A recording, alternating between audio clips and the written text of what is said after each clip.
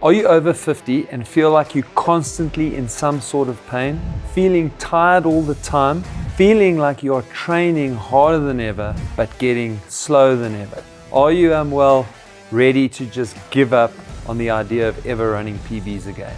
Then you need this revolutionary new approach that's transforming the way runners train. From essential recovery strategies to mastering the art of pacing, I'm going to cover it all in this video.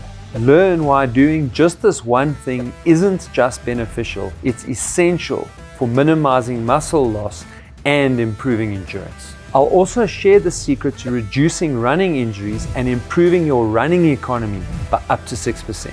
Plus, you'll learn how to stack your running workouts and avoid setbacks that'll derail your running progress. Whether you're aiming to run a personal best or simply looking to run pain and injury free, this video is your guide for peak running performance after 50. Your best running years are just getting started. The first new way to train after 50 has to do with recovery. The main pillars of recovery are sleep and nutrition. And if you aren't doing recovery right, everything else goes out the window. So let's look at the first pillar, sleep, and why it is so important.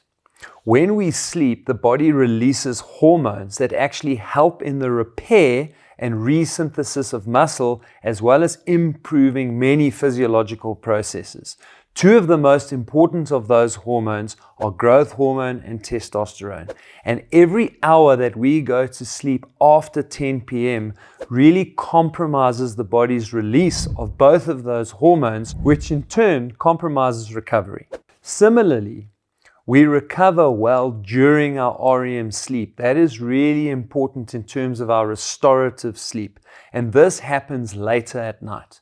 So if you're going to bed later at night and waking up early, then you really are compromising on your REM sleep and you are driving up your cortisol levels. So if you're getting to bed earlier and getting good quality sleep, that means much lower stress hormones and much better recovery, which allows you to train much better for weeks and months while you're in peak training. Nutrition is also an important component of recovery, both in terms of providing the energy that we need as well as the recovery, and we're going to dive into that in a lot more detail later in the video. It's important to realize that we also can't do the same amount of work in the same way that we used to do it in our 20s and 30s. The best example of this is to use a factory that needs to be staffed by 1,000 people. If 400 of those people suddenly fall down with an illness and we've got 600 people that need to do the work of 1,000 people, there's no ways that they can sustain the effort required to do all the work without giving those 600 people extra rest. And so to ensure that you get the most out of your training as you get older, you have to make sure that you are allowing adequate recovery. Now, something most runners over 50 do not realize is that your easy runs are just as important as your hard runs. And that means that the pace is what is important. If you don't get the pace right on your easy runs in particular, it's very difficult to run the correct pace on your hard runs. The important thing to understand about training on your easy runs is that you get very similar adaptation in the lower half of your aerobic zone as you do in the top half of your aerobic zone. But in the bottom half of your aerobic zone, you are not doing nearly as much damage. It means your recovery times after those sessions are much shorter, and it means that you get to show up for your next workouts feeling much fresher, which means that you can then hit those target paces and run fast enough when you are doing your hard sessions. So let's unpack a little bit what happens when we are doing our easy runs.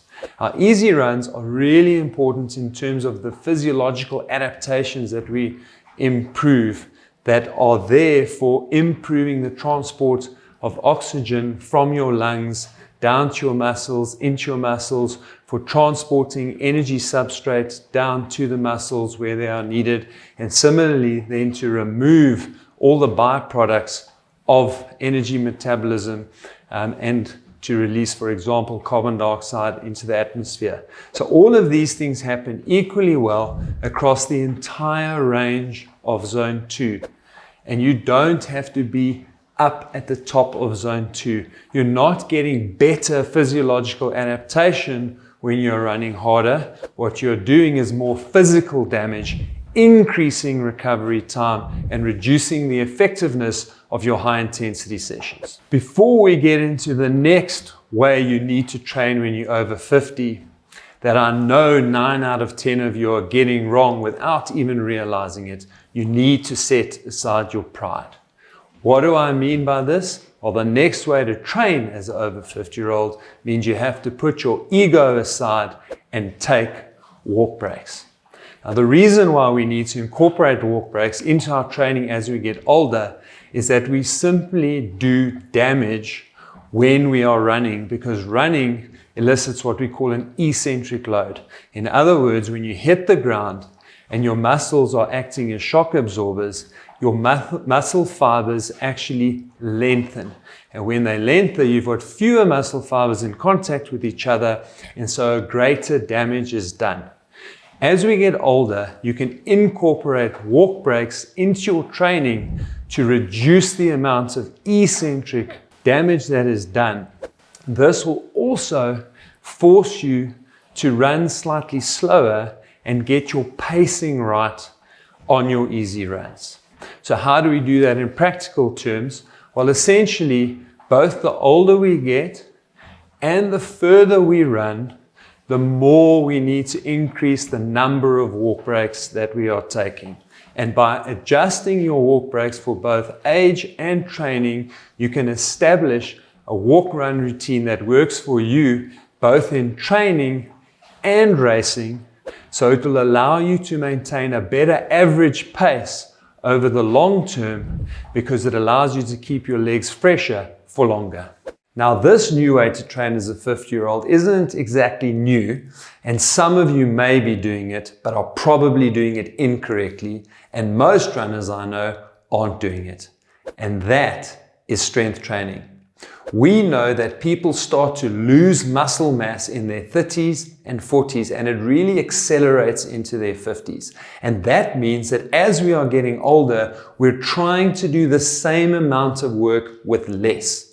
And that means that we've got to work harder, and when we work harder, that means that we are compromising our ability to both perform and to recover.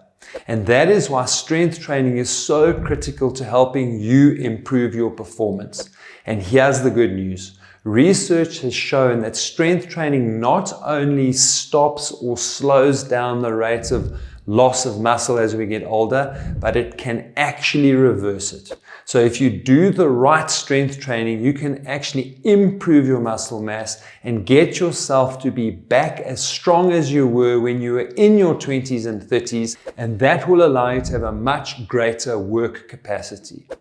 We know that running is also a sport with a high eccentric component. So that means that we're also doing damage to our bodies all the time when we are running and training. And the stronger your body is, the more that it will be able to withstand the eccentric force that you're putting on running. So running not only improves our performance directly, it also has an improvement in performance by reducing our injury risk, which allows us to remain more consistent. And if we remain more consistent, we can train better for longer and also perform better.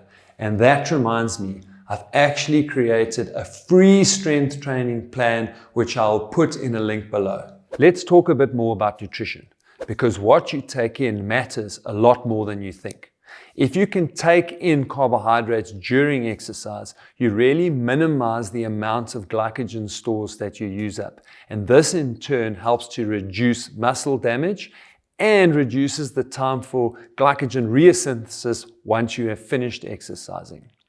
The important thing about carbohydrates, or muscle glycogen in particular, is that we've got quite a narrow window for boosting those stores or replacing those stores after exercise. Once we start exercising, our insulin response reduces, and therefore we can actually send carbohydrates to the muscles where they are needed and then get converted to be stored as muscle glycogen.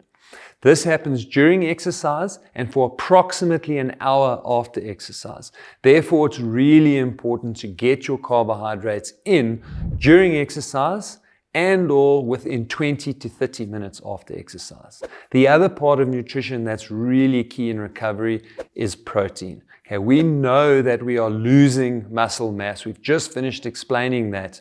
And now we need to fuel our bodies to be able to repair and increase our muscle mass. And to do that, we need protein. It is best to take that in straight after you've done your strength training sessions, but it's not as important in terms of time sensitivity as carbohydrate is, and really just making sure that you are upping your protein levels in your diet is really important as you get older, to make sure that the strength training you're doing is actually turning into building muscles. So to avoid going into a catabolic state where your body is feeding off of your own muscles, consider a refueling strategy around both types of workouts. Research on intermittent fasting shows heightened cortisol levels. This impacts on your hormone balance and in particular on reduced testosterone levels. This underscores the importance of fueling your training effectively regardless of dietary habits. Now, if you are not able to put days on days, weeks on weeks, and months on months of training, you will not be able to improve your running. The pillars I've covered allow you to be consistent in training, will prevent you from missing sessions due to injury or fatigue, and will allow you to build blocks on top of blocks in training. That brings me to a new way to train, number 6, consistency. Gaining fitness isn't about a specific or fancy session. It's about stacking session on top of session. And that is how we really win. Consistency is essentially the byproduct of doing all these pillars together. And by getting this right, you can still run well into your 50s. I'm hosting a free webinar and you can save your seat here. In it, I'm going to show you how to put all these methods together so that you can train well into and beyond your 50s and more.